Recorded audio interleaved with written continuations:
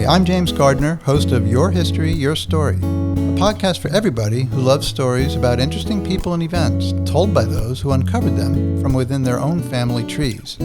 This, we hope, will inspire you to discover and celebrate your history and your story.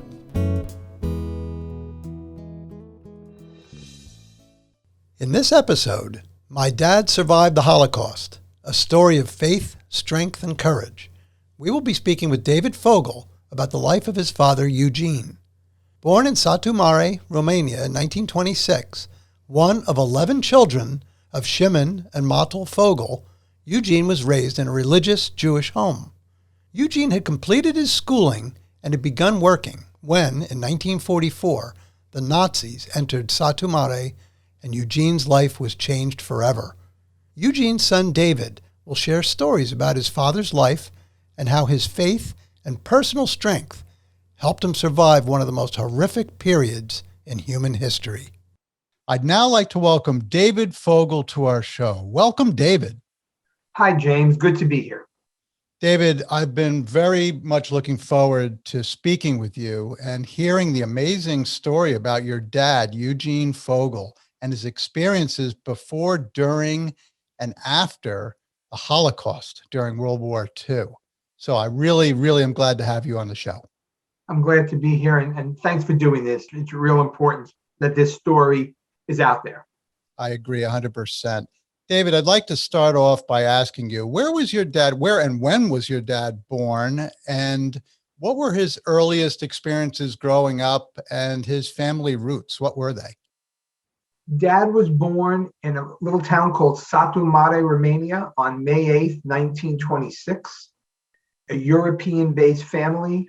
Back then, Romania and Hungary were exchanging territories. And Dad always considered himself Hungarian. It was his main language, besides some Yiddish and Hebrew growing up, and always considered himself a hunk or Hungarian. And always, I remember later on being with him wherever it was in the city or anywhere, he would hear people talking Hungarian, and he would just turn around and glow. A gleam would come off his face, and he would dive right into the conversation because that was his roots. Family was very poor, very religious. Everything centered around the home, the synagogue, the religion. Dad was the 10th of 11 children, so it was a big brood. I think Grandma lost a couple in childbirth, but I remember hearing stories about 15 to 16 kids at one point, but I know in this context, he was the 10th of 11. I actually have a picture of, I think, 10 or 11 kids surrounding the grandparents. But again, very poor, very European-based, very religious family. Wow, that's amazing to hear that many children. And even if you made a good salary, it had to go pretty far, didn't it? My grandfather was a Cheder teacher, which is a very religious school. It's another word for school. And my great-grandfather was a rabbi. They were very poor, just picture a little house with a bathroom outside. It was an outhouse. So 1926, right, there was obviously bathrooms around, but they were just that poor. So everything was about the home and about the religion. Dad went to yeshiva for many years, up until about 16, and then went off to work. He did. Was he completed with school? Did his dad pull him out of school? What happened? Well, there was a law in Romania that children had to attend for some period of time, some public school. So my grandfather had to pull my dad out of yeshiva and put him in Romanian public school. He stayed in that the required amount of time up until he was 16, and then that was it. Then he went off to work and contribute to the home. There was no choice in that matter.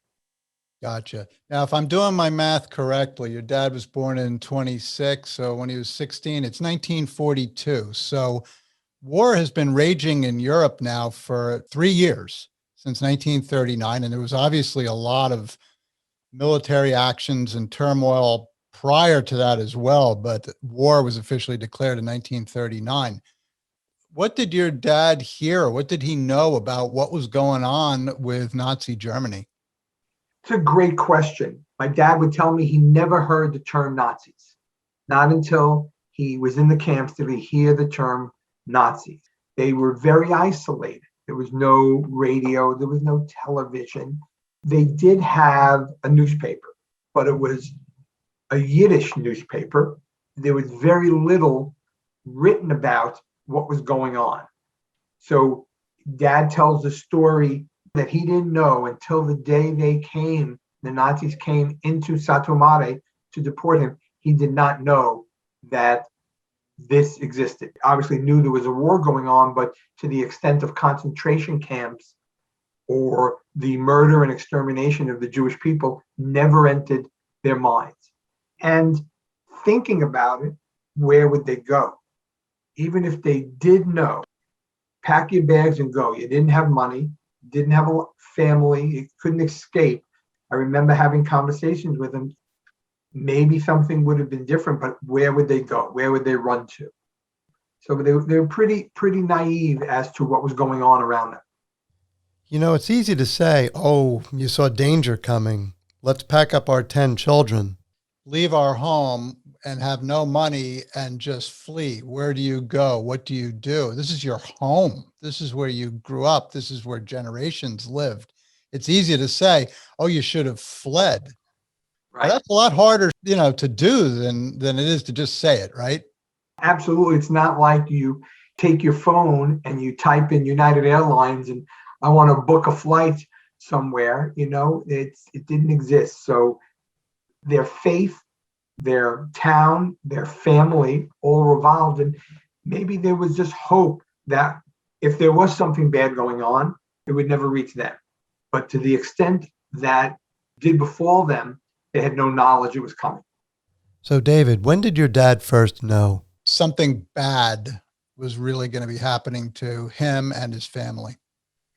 Basically, in early 1944, Nazis marched into Satu Mare, Romania, Dad's town. It was right around Passover, so early May of 1944. And when they marched in, they rounded up everybody. So that was the first instance when the Nazis came in and said, pack your bags, get out, we're relocating you, is the first time Dad had knowledge that they were in trouble. They had no knowledge that it would be this bad before that.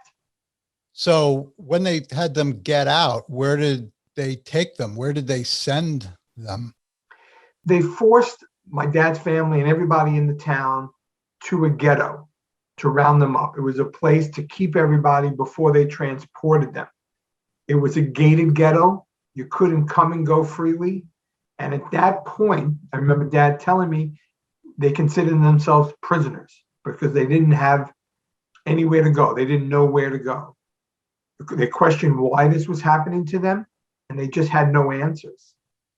The ghetto was extremely cramped. 4 people slept in the same bed for 3 to 4 weeks, and he was there about a month.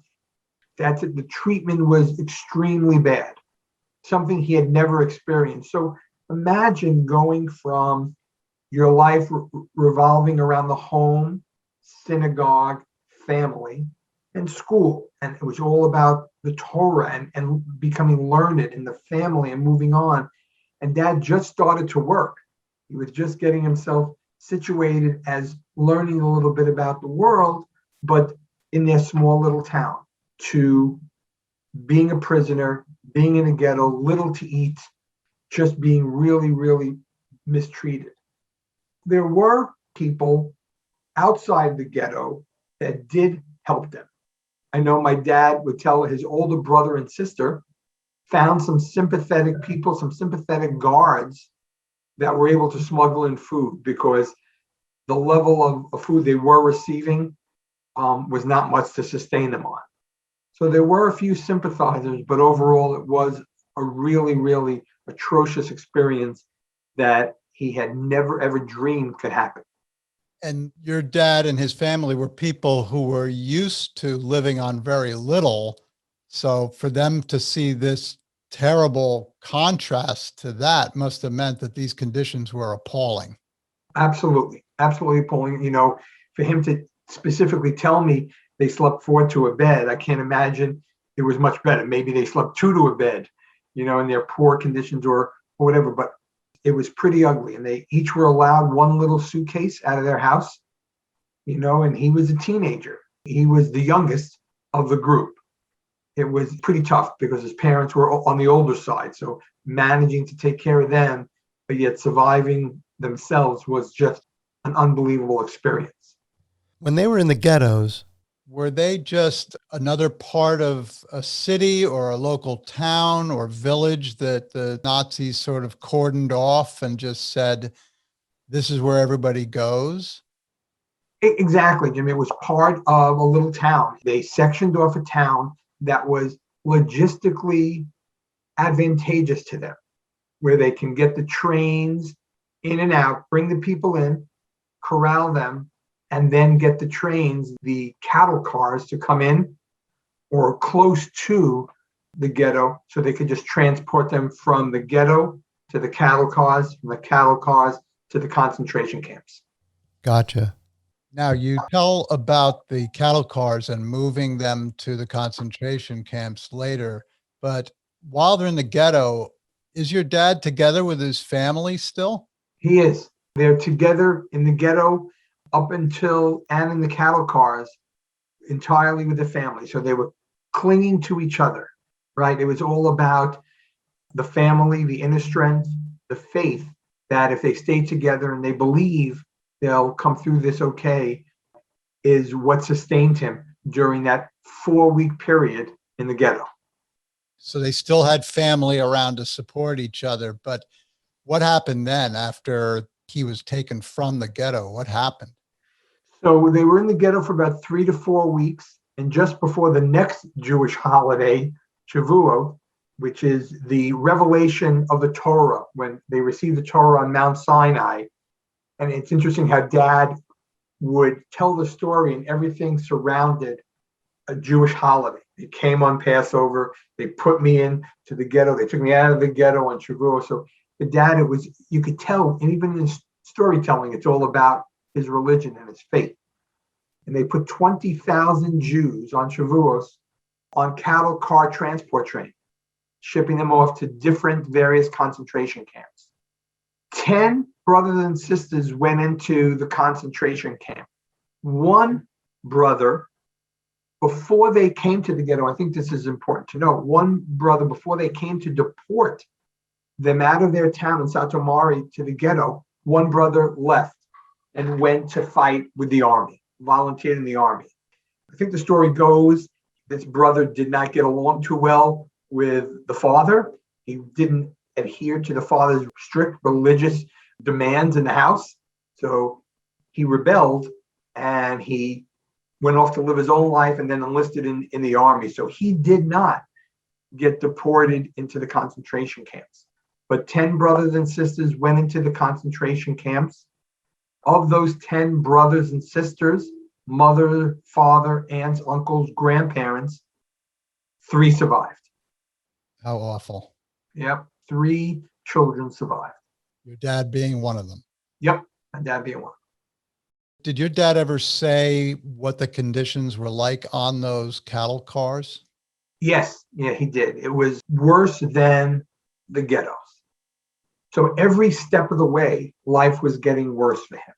Something he never imagined. Very cramped, difficult to breathe, difficult to go to the bathroom.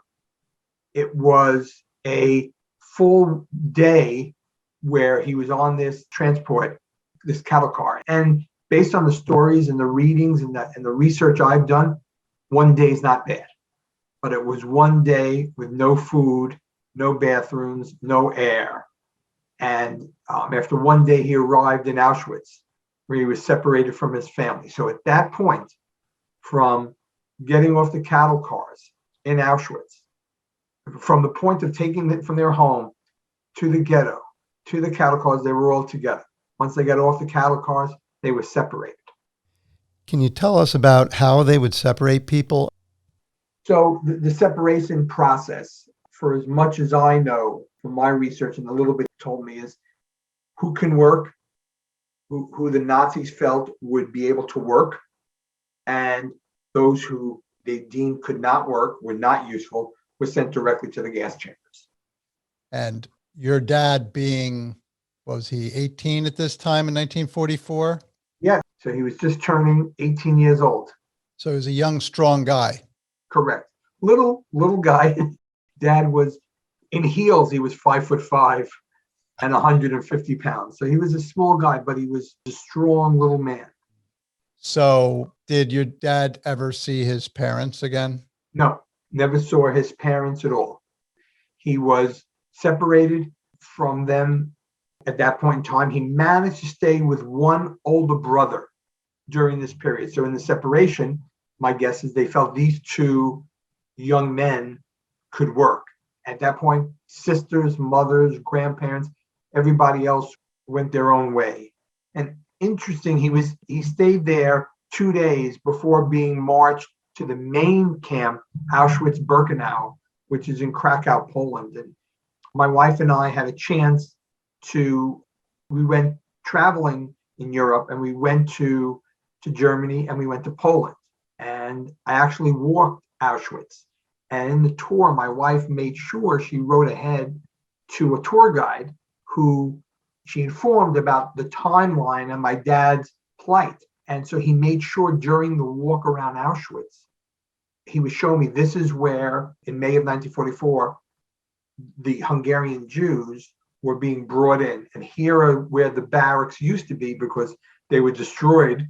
And here's where he would have went since he survived before being transported to a work camp. And here's where your family who didn't survive were marched to the crematoriums, the gas chambers, and then the crematoriums. So a very, very humbling experience to walk through the gates of Auschwitz and just follow that cattle car to train tracks and see all of that, just to see what my father saw for a period of time.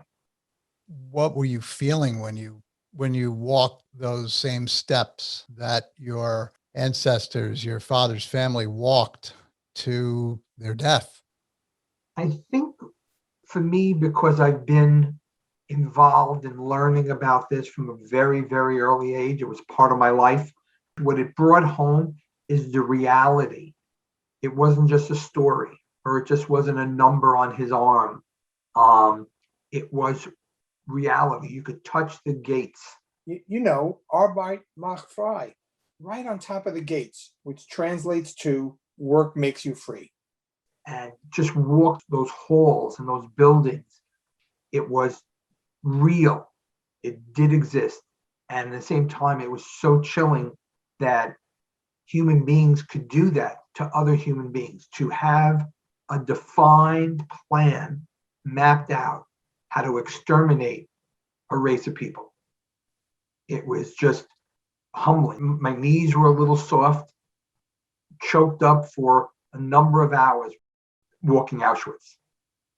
David, I just can't imagine how you must have felt. That must have been so emotional for you. And just to think that you're standing in the same place your dad was standing and just getting a feel for what it was that must have been going through his mind at that time. It must have been really something else. It was. And it's not for everybody. I can't recommend it, but I think it's important, Jewish, non-Jewish, whatever, for people to understand that this did happen. And as a human race, we can never let this happen again. I'm getting physically and emotionally choked up. Let me get my voice back here. Sorry. David, could you go on to tell us what your dad related to you regarding his experience while in Auschwitz? Absolutely. He was in the main camp for 2 days and then was assigned to a work camp called Buchenwald, where he was enslaved. And he went to work. The Nazis made a deal with this German company, IG Farben company, also in Poland. And he knew at that point, this is where he started to say his faith and his strength is the way he'll get through this, however long it'll be. If they're putting me to work, they need me. As long as they need me, I can't survive. If they don't need me, I won't survive. So he put that together. It was there in Auschwitz, Buchenwald, where his number was tattooed to his arm, A7888, was a number that was put on his arm at 18 and was there until the day he died. He witnessed many, many atrocities, right? But he knew to survive, he needed to cling to his brother. He needed to have faith and have strength and do what he's asked, to take one day at a time and try to survive each instant, each moment, everything that was thrown at him, do what he had to do to survive. David, did your dad mention what kind of work he had to do? He did. He was laying cables in the ground. So he was lifting cables and putting cables in the ground, digging the trenches and lifting the cables and putting them in the ground. Somebody else would be doing whatever they had to do to attach them. But it was very, very manual, digging, carrying, moving things around. They were building things. IG Farben was expanding, and my dad was free labor. Just because your dad was free labor and maybe he was a really good worker, but because of that, they did not feel obligated to feed him well either, right? That's correct. Food in the various camps he was in was just one of a couple to come. Black coffee in the morning, a little clear broth, maybe with a vegetable at the bottom of it.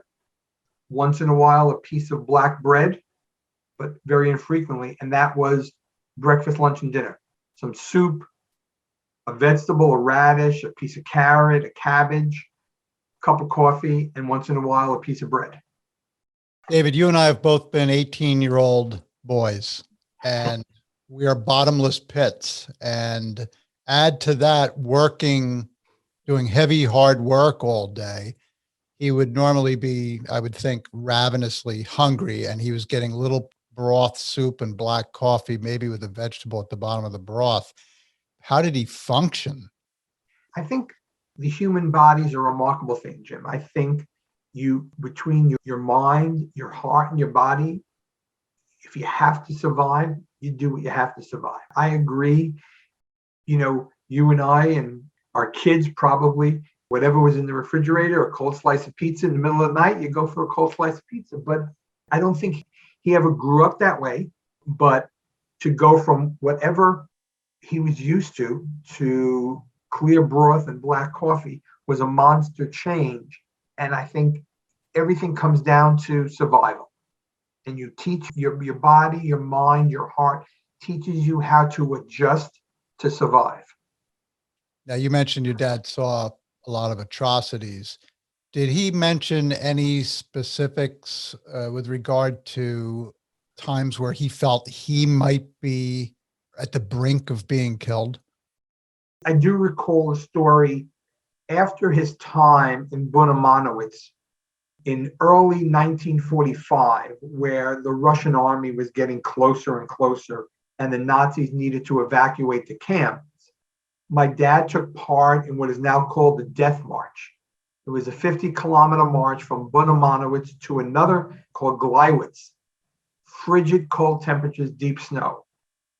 Thousands of people died in that march. And Dad would tell stories and they were marching in horrendous shoes, no real coats, and just their prisoner uniforms, their striped uniforms. But if you would fall out of line, you would be shot. If you asked a question, you would be shot. The guards were not sympathetic. If you fell down and the guards didn't feel like shooting you and you couldn't move, you just lied there and died and froze to death. So Dad said that was the worst atrocities he saw. I think in some respect, and I hate to use this word, he was lucky to have the ability to work every day and take him away from the gas chambers, the crematoriums, the atrocities of Auschwitz. And he was able to work every day, get back to his bunk, and just repeat the same thing. So to him, the visualization of atrocities came on that death march of 50 kilometers to Gleiwitz. And to think that your dad was probably getting weaker and getting thinner and exhausted from working and marching, and to also be worried that if you fainted or you were just too weak to go on or too hungry to move, that you were done. So he must have had to really lean on some real inner strength and his faith to get through that march. Absolutely. And I think a big part, I know a big part he would say is having his brother with him. The two of them leaning on each other every step of the way, having a familiar face, pulling each other when one would feel that they couldn't make it, the other one would pull them through. I think that was a tremendous advantage that helped him find the strength, continue the faith to make it to the next day. Tell us about what happened to your dad once he completed that 50-kilometer march. So after the march and he got to Gleiwitz, he wasn't there a long time. He was put on another cattle car and taken to Buchenwald concentration camp in Germany. So remember, it's January, February of 45, war's coming to an end. He was moved to Buchenwald. I clearly don't know why he went to Buchenwald, but I think maybe there was some hope that they would be able to continue the extermination of the Jews or working the Jews, but he was sent to his third or fourth concentration camp at this point. And again, with his brother, every step of the way, giving themselves each other hope that they would get through this. But the sad part of this, Dad was with his brother through all of these concentration camps up until Buchenwald, where they remained together for the entire duration. And just before liberation, the night before liberation, Dad and his brother went to sleep in these barracks. Dad woke up in the morning and the brother was gone. And the brother was taken and killed by the Nazis the day before liberation. So he missed it by one day. Oh, how awful. And was his brother sick, or was he'd worn out his usefulness, you think? I don't even want to speculate. I don't know. I don't know if he was weak. I just always wondered. And this is a part of my conversations with my father where I didn't want to go into this. You made it this far with him and you were able to survive by leaning on each other. And that crutch was gone. What did you feel? Asking my dad, what did you feel? I mean, I know he was distraught, but he was also liberated. So he woke up in the morning, brother was gone. The next day he's liberated. So this wave of emotion to lose the strength that has kept you alive or helped you keep you alive for the last year or so is now gone. And the next day you're free. And to know your brother missed it by one day, just horrendous thing to have to live with. What's so extra terrible about this whole thing, it's so horrific, but it's particularly horrific to think that despite the fact that Germany was clearly being defeated and were at the end of their rope, they were basically being pushed all the way back into Berlin, that they continued on with their mission to exterminate the Jews. Absolutely. It is unbelievable. I'll tell you a little sidebar story. So when my wife and I traveled to Europe on our trip to Poland, we also were in Berlin. Our first stop was Germany and Berlin. And we went to, a tour guide took us to a train station where they were deporting Jews. And to memorialize this train station, it's not used anymore, there were plaques at different areas on the platform. And the first plaque I don't remember the exact date, but it was early in the war, early 1941, 42. And it told you the number of Jews that were transported by cattle car at this platform on this date. And as you walk the platform, the dates increased, got later and later, and the number of Jews being deported got more and more. And I worked my way all the way around to the final platform, which was somewhere in early 1945. And the number I think I recall was still like 1,700 Jews. So they were still having this push at the latest stages in the war to see if they could still carry out this master plan of extermination. even in the face of defeat. Pure evil. Pure evil. David, tell us about liberation. What did your dad tell you about that day, other than waking up and seeing that his brother was no longer there, which was awful for him? But what was it like? Who liberated the camp? American Soldiers is a story he tells that he remembers seeing. He remembers waking up and seeing the soldiers, the Nazis, fleeing or laying down their weapons and lying down, and the American soldiers coming in. These skeletal bodies walking around like ghosts, not knowing which way to turn, right or left. And my dad remembers the American soldiers were like shocked.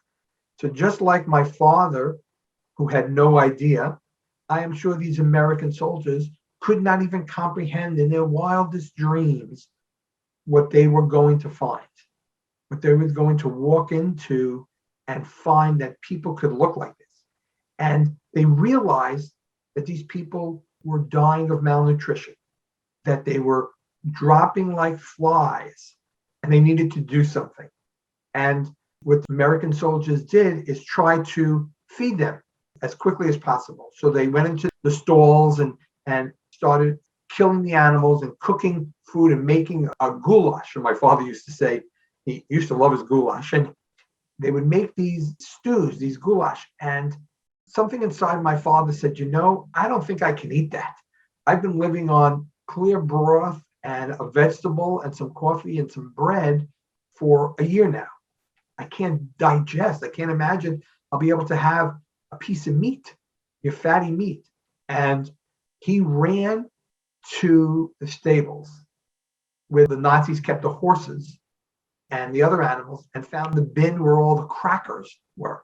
And that's what he started eating. And he did all of that to line his stomach. And when he went out, he saw how many of the prisoners were getting sick from eating these fatty meats. Several died, several were hospitalized, and so on. So that had the wherewithal to not consume right away this goulash, but to do something to at least line his stomach so he would not just get sick from this. And the American soldiers were doing whatever they could to feed these people. They had no knowledge. And it was just absolutely horrific. So he was, besides being unbelievably overjoyed, he was also a bit at a loss. What now? Brother died, has no idea at this point where any of his family were, right? They were separated in Auschwitz, and what's next for him? So he has no idea. And that really, really kind of defines where he goes next and what happens after liberation. David, your dad's been liberated. What happens next? You said, obviously, it's a big transition. This is where he's been working and just surviving for all that time. What happened when the Americans came in and liberated him? So I don't know the step-by-step where he went right after liberation or what the process was. But once he was liberated, at some point after liberation, very shortly, he was given a choice of going several places, including returning to Satu Mare. He didn't want to go home.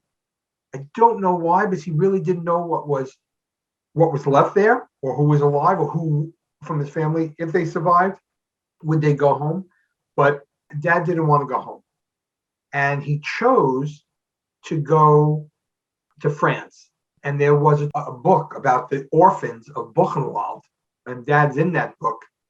They were taken by this rabbi, a group of kids taken to live in an old chateau in a town called Taverny, just outside of Paris.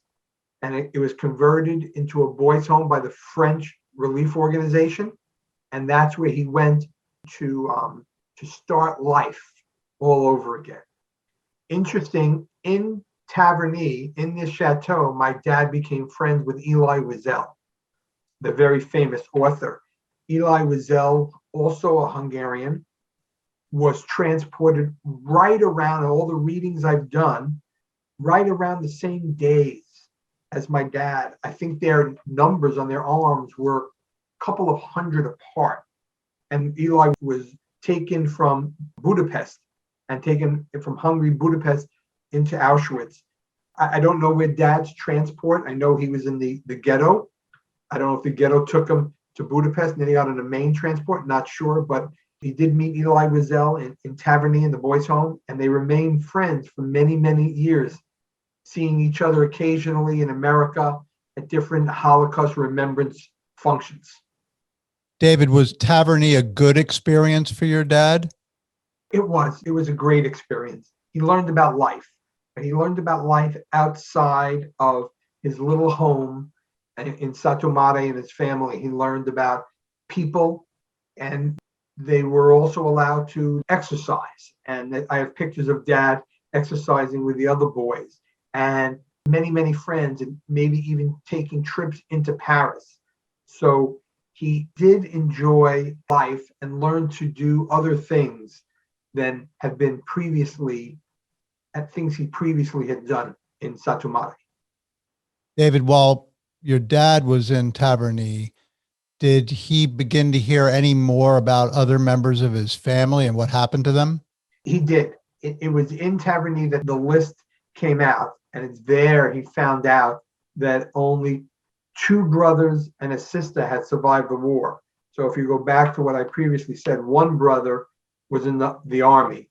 So it's the 1 brother and 1 sister survived the concentration camps, and 1 brother survived the army.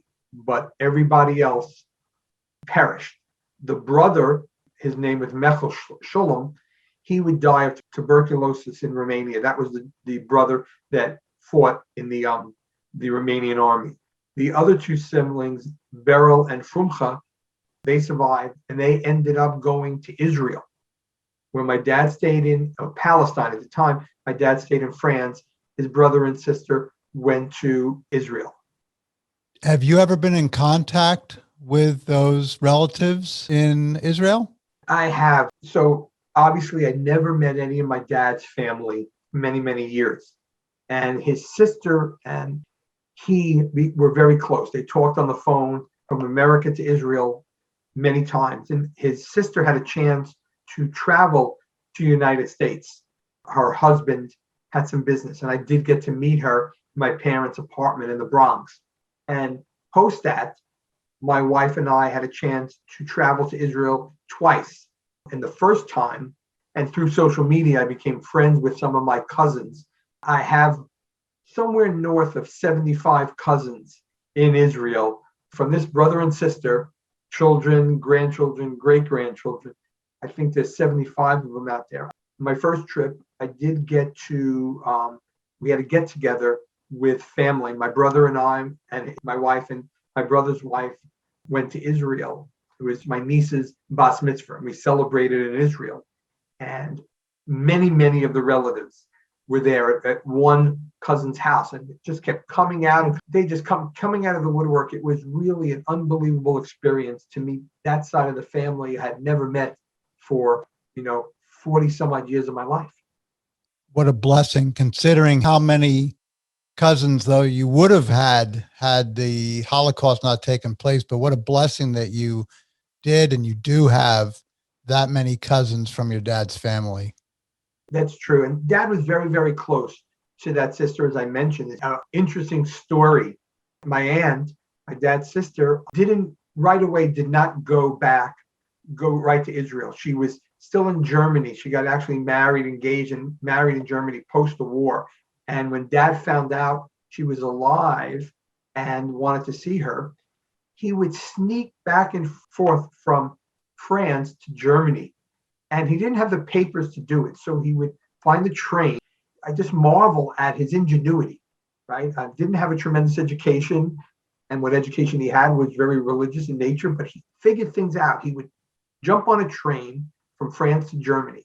And as the conductor or the authorities were coming around to check papers, Dad would jump off, hide under the train. When they passed by, he would climb back on the train and head off to Germany. Couldn't afford to buy a ticket, but he wanted to see his sister. He was caught a couple of times, but did manage to see her on many, many occasions before she did catch the boat to Palestine. Your dad was a very resourceful young man. He had to be, right? He had to be. You have to do what you have to do and learn how to survive and become very resourceful. Now, your dad, when he was in France, did he learn any trades that would prepare him for work? He did. So there were he had a couple of choices what he could do. One choice was to be a cantor. Dad had a lovely voice. He loved to sing, and the whole aspect of Judaism and religious nature really, really intrigued him. But they wanted to send him for cantorial training, but it would require some formal education. And I think he was very uncomfortable going back to school after all these years and not having a formal education. It scared him. So he chose to train as an apprentice in Paris as a handbag manufacturer, ladies' handbags. And he trained with a small company and then eventually apprenticed for a larger company. And I got to imagine post-war Paris becoming the hub of Europe and style and glamour, I think gave Dad a moment to pause and socialize and meet people. That kind of career gave him the opportunity to meet more people and to just socialize, something that he had never experienced before. So now he had experience, he had a trade. How long did he stay in France? What were his next steps? So he was in France from June of 45 to May of 48. He found out that you could go to the United States as a student for 2 to 3 years and maybe obtain a visa to study at Yeshiva University. But there were several roadblocks along the way. First, he got sick on the boat over to America. Next, he was detained at Ellis Island for almost 2 weeks as he wasn't an immigrant, but rather on a student visa, and he needed a relative to post a bond to say he would go back to Europe after his visa ran out. So my dad's aunt, my grandmother's sister, posted a $500 bond, and he went to live with her. We finally got to his aunt's house. When he finally went to register at Yeshiva University, he found out there were too many students and they just wouldn't take him.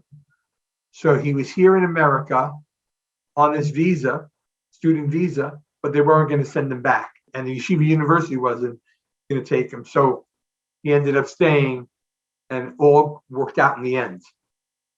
And when your dad was in the United States, was he happy to be in the United States? Was it his kind of the best case scenario for him, or was there some other place he may have liked to have gone? No, it really was the best place scenario. A lot of his friends from Paris and Taverny and people he knew back there came to America. He lived in Brooklyn with his aunt and worked in New York City. So between Brooklyn and New York City, a young man earning a couple of dollars, it was a really good experience. He eventually moved out of his aunt's house and moved into an apartment building where a lot of young men in the same situation moved in. I think it was in the high 90s on Columbus Avenue in Manhattan. And they were all Jewish, so they did observe the Sabbath on a regular basis and the holidays. But it was a new world for him to learn about and to grow into. Now, your dad, I understand, in the late 50s, I think it was, met your mom. Can you tell us about that? Absolutely. So in December 1957, just a few months after the Dodgers left Brooklyn, it was important for my father to always tell me the Dodgers left Brooklyn. He met my mother, Beatrice Nidich. They met at a dance and started dating. So they met in December 1957, and they were married by March 23rd, 1958. So a few short months of dating and planning a wedding. My mother used to say, when I would ask her, wow, 3 months, you fell in love that quickly. Well, Dad was a sharp dresser and a great dancer with a good voice. And they were the same size and the same stature. They were both very short. So he fit all the criteria. It's a perfect match. Perfect match, yep. And then, of course, you were born not much longer afterward, right? In November of 1962. So both mom and dad married late, right? My mom was also about 31 when she got married, right around that, and had me almost 35, 4 years later. So back then, that was later than most people have children. Right. And you have a brother also, right? I have a younger brother, Robert, and he was born in 67. So mom was almost 40 when she had my brother. So they were in their 30s when they got married, but what an incredibly full life your dad had up to that point. And Absolutely. yeah. Now, was your mom's family, had they been in the United States for quite a while? They had. My mom's side of the family was from Russia originally, and they got here right around the end of World War One, either just before or just after World War One. They were settled here in Brooklyn for many, many years. So tell me something, David. How would you say your dad's life was impacted? The man that you knew, how was his life impacted by the experiences he had during the Holocaust? I believe that my dad's life was impacted by the Holocaust. It confirmed his love of Judaism and his faith, because if he was here and you asked him the question, how did you survive? It was all about having faith. And I think where many, many others lose faith, how can this happen to me? Why did God let this happen? My father went the other way. It happened, but my faith and my love of God and Judaism kept me alive. And I'm never going to walk away from that. So I think that is what his biggest takeaway and his legacy, passing that on to his kids and the stories is what he would want us to remember, but always to have faith and believe. And that's been passed on to you. Absolutely. Yeah, absolutely. Now, you mentioned about your dad telling you stories, but was he always that way? Or when you were younger, did he share much, or did that come later on?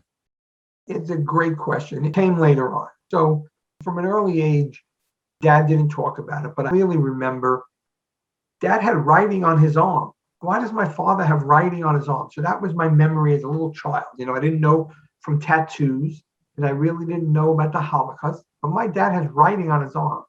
And I remember watching him with his close friends, and they have writing on their arms, but some don't. Some of his friends don't. So why do some do and some don't? Later on, as I learned more and more about it, I learned about the concentration camps and the Nazis and what they did. But Dad never really spoke about it. Not until I went really into high school, and a teacher in high school was starting, the high school I went to in the Bronx, was starting a Holocaust Memorial Museum way before the one in Washington and the one in New York City in the late 70s. And I became very involved. I volunteered to help build the center, to help raise money, to collect artifacts, books, and pictures. And the teacher, who was very close to the teacher, he knew about my dad and his friends, and he asked me to interview my dad and his friends. Came home, and I was supplied with a little cassette recorder with a microphone. And I asked my dad, and he said yes. Surprisingly, he said yes. And I interviewed him, and I interviewed half a dozen of his friends who had been there, and I donated all those cassettes to the Bronx High School of Science Holocaust Memorial Center. That's a treasure to have that information there on record for future generations to research and to learn about. I think that opened the door for my dad to tell stories. So after the movie Schindler's List, Steven Spielberg started a project called Shoah and wanted to document all these stories of survivors that he could find. And he went around the world with professional teams interviewing survivors. And they actually came to my parents' little apartment in the Bronx, interviewed my dad. So we have, my brother and I, my kids all have a copy of this tape, and the professional therapist did the interviewing. So was able to bring things out that probably were never there before. When Dad retired, he helped build or start the building of the Holocaust Museum in Washington, D.C. A friend of his from the Bronx was on the board, and Dad volunteered stuffing envelopes and making phone calls or whatever he did. So little by little, he got himself involved. I brought him to my son and daughter's school and sat up in front of the class on this little chair. And my dad was the same size as all the little kids. So it worked out perfect. And they asked him questions, and he let them see the number on his arm. My cousins out in Long Island did the same thing, asked him to come out and talk to the class. And they prepared some questions for him, and he talked to the kids, and whenever they wanted to know, he was willing to tell them. So I think my experience in high school and making that request of him, I think opened the door, because I remember early on, my mother would say, don't ask him. Don't ask him. It upsets him. Let's not ask him. Let's not go there. But I felt I needed to know more. I really wanted to get involved and see what I could learn and what I could do. And maybe this is something I want to do later on. And Dad opened up. He was really willing to open up about it. What a valuable thing that is for you as his son, to have that window opened up, to see what he went through and what he felt. And also those very fortunate students who were able to hear firsthand what happened during the Holocaust from a perspective of a person who was very deeply involved and affected by it. Yep. I think it was something that all schools should include in their curriculum. And I hope someday maybe that's something I would like to do. I would like to find a way to continue his story, the story of the Holocaust, to ensure that people don't forget that this can happen not only to Jewish people, to any race, that we need to be conscious of these things and do the right thing. Do the right thing to all people, all races, religions, and not allow this to ever happen again. I agree 100%. And I think it's just so important for these stories to be told and recorded. And as we both know, the number of firsthand witnesses to the Holocaust is dwindling. And I think it's very important for families of those people and those people to tell those stories, and to have people like you, the sons or daughters, to tell the story so that others can learn. And as you said, most importantly, that this will never happen again, because if you think it can't, that's when you get caught off guard, because you have to be on very much aware of some of man's inhumanity to man, as they say, and it can be absolutely abysmal throughout history. We have things like this, but David, this happened between 12 and 15 years before you and I were born.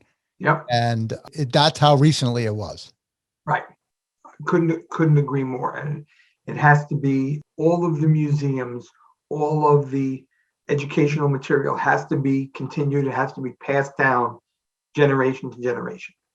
Exactly. Now, David, I'm going to ask you, and this is a hard question perhaps to ask, but what do you think your dad would have wanted his legacy to be? I believe if he were here today, he would say he would want his legacy to be his family and his faith. And the fact that he survived allowed for this beautiful family. My beautiful wife and kids, my brother and his wife and their kids, that's his legacy. And his faith allowed him to survive and get here and create this. And I think he would say that's his legacy to all people, that we should always remember. As we just mentioned, we should always remember that this happened and it should not be forgotten. And we need to protect and ensure that this never happens again. That would be his legacy.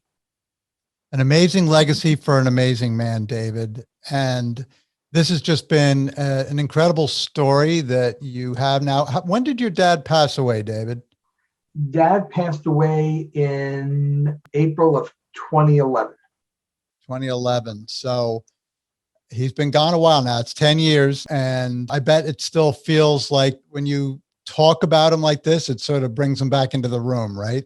Absolutely. Absolutely. Lots of pictures of mom and dad all over the house and talking about his experience in the Holocaust. And I do an awful lot of reading, keeps him in the forefront of my mind.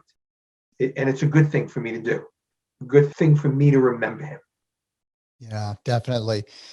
I'm going to kind of conclude with this, but you had mentioned your dad had met Elie Wiesel when he was in France, right? Mhm.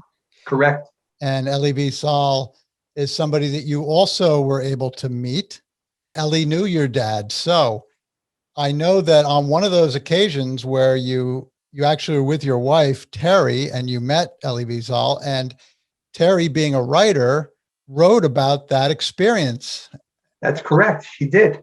Yep. And I actually have her letter that she wrote here, and I would like to read it. Is that okay? I would love you to. Okay, here we go. My father-in-law, Eugene Fogel, was in the concentration camps during World War II. He met Elie Wiesel when they were both in the Buchenwald camp and were liberated from there together. They met up again at a boys' home in Taverny, France. Their lives took very different directions. Elie Wiesel was a man of great importance who took up the crusade of injustice. Eugene was not an educated man, but lived a good life, marrying, raising his two sons, and later enjoying his grandchildren. When Eugene knew that Elie was speaking somewhere, he would wait outside and was always able to steal a few minutes with his now famous friend. In 1998, my husband was invited by a work friend to an affair at his father-in-law's house. We later came to find out that the father-in-law was very rich and lived in Greenwich, Connecticut. We felt a little out of place arriving at the beautiful mansion by the water. The affair was a fundraiser for JINSA, the Jewish Institute for National Security Affairs. My husband and I wandered around in awe of the beautiful surroundings. We were chatting with his friend when out of the corner of my eye, I spotted Elie Wiesel. David, there's Elie Wiesel. Let's go say hi. He knows your dad, I said as I tugged at his sleeve. David looked and hesitated. He's surrounded by all those political guys and even some in uniform. Do you think it's appropriate to bother him at this time? I stood there for a thoughtful minute and then took his hand and gently steered him towards Elie Wiesel. I could tell by his pace that he was not sure of my course of action. Once we were in front of Elie Wiesel, I leaned in and said, "Excuse me, Mr. Wiesel, but I believe you know my father-in-law." He turned and looked at me with the kindest eyes and excused himself from the person he had been chatting with. "And who is your father-in-law?" My husband found his voice and said, "Eugene Fogel." Mr. Wiesel gave us a wide smile and grabbed David's hand. "Of course I know. Yiddle. How is my old friend?" In a room full of politicians, military men, and millionaires, he spoke to us as if we were the only people in the room. He asked about Eugene, his wife, their life in Florida. We told him about his grandchildren, my brother-in-law, and our lives. I finally looked around and saw that there were several people waiting to speak with him, including a military man with quite a few medals on his shoulder. "I'm so sorry, Mr. Wiesel. I see there are people waiting to speak with you. We don't want to take up any more of your time. It has been such an honor." He grabbed both of our hands and looked both of us in the face and said, "No, it has been my honor. Please give my old friend my sincerest regards." I've recounted this story many times. Every time, and even as I write this, there are tears in my eyes. I know now, and I knew then, that I was in the presence of a truly great man, and I will be forever grateful for our 10-minute conversation, which I think is a wonderful letter that your wife wrote. But I think it suffices to say that your dad was also an amazing man. And I would have been honored to have been in his presence had I met your dad, and I wish I had. I thank you, Jim. Appreciate it. And I wanted to know, is there anything, what are your immediate plans? Do you have any thoughts about how are you going to carry on bringing this information forward to the next generations? I do. As I'm approaching the next chapter of my life, I think what I'm going to do with all of the research and reading I've done, I think I would like to investigate the options of teaching at some level about the Holocaust. More than just obviously my father's experience, but making sure that all generations know what happened. So I think I would like to find a way to teach in schools, at the college level, or maybe some podcasts, something similar to this, where I can keep this message going. It's something that is near and dear to my heart. I have a good understanding and knowledge of this, and I think it's important. I think it really makes a difference that this message stay out there. So that's my project from my father's legacy. I think that's great, David. And you tell the story with such passion and interest, and you do your research. I think you're just the right person to be telling this story. I know that wherever you're going to teach, or whether you produce a podcast or whatever else you do, I hope to manage a front row seat somehow to hear it. There'll always be one there for you, Jim. David, thanks again, and I hope you have a great day. Thank you, Jim, and take care. Bye-bye. Bye-bye. So, for all of our listeners, keep discovering and telling stories that inspire you and others. Have a great day. Thank you for joining us for this episode of Your History, Your Story. Please subscribe, share, and check out our website at yourhistoryyourstory.com for episode notes and bonus content. We'd love to hear from you if you have any questions, comments, or a story to tell. Be well and God bless.